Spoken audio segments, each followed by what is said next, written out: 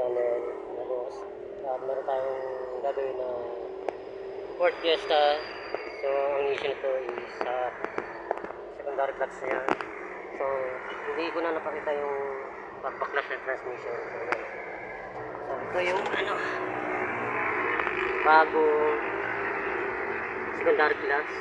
Ayan, binaba namin transmission kasi nasa loob. Yan yung pinagpalitan, mga boss. So sinabi na namin yung pagpalit ng lining, mga boss. Ito, warak-warak na rin, mga boss. Yan, na-stuck kasi ito.